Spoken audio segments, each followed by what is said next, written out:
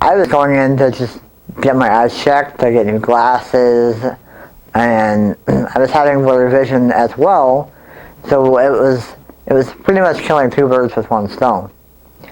So when I went in, of course they dilate you, they look into your eye, and the doctor, the look on the doctor's face was shocking.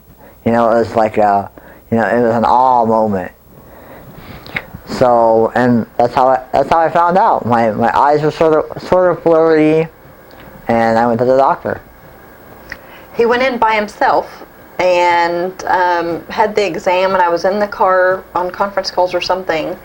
And so when he came back out, then he said, "Hey, Mom." I said, "How did it go?" And he said, "Well, he told me to go to the ER." And I said, "What do you mean the ER?" And he said that I have to go to the ER. He said the only way to not go to the ER is if I see the specialist tomorrow. So we called ahead to the ER, and we had found out that they did not have a retinal specialist on staff, which we knew at that point they were going to refer us to a specialist anyway. We picked Dr. Malley.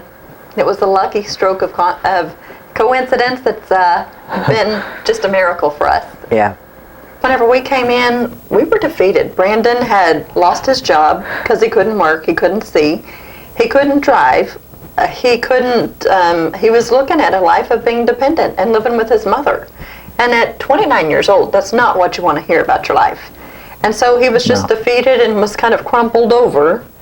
And then Dr. Malley gave us this stern discussion about the fact that, all of this negative stuff could and might be happening, and told us not to expect results, that really the goal of diabetic retinopathy treatment is to keep it where it is at that moment. And so it was a very different conversation and a very different possibility than where we are today.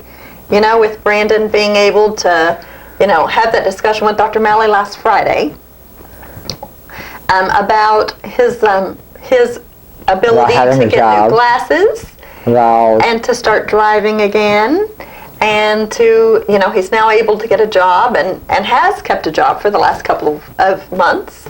So he's able to have a completely different reality and is planning living on his own, and what's next for him. That's a very different life than what could have been.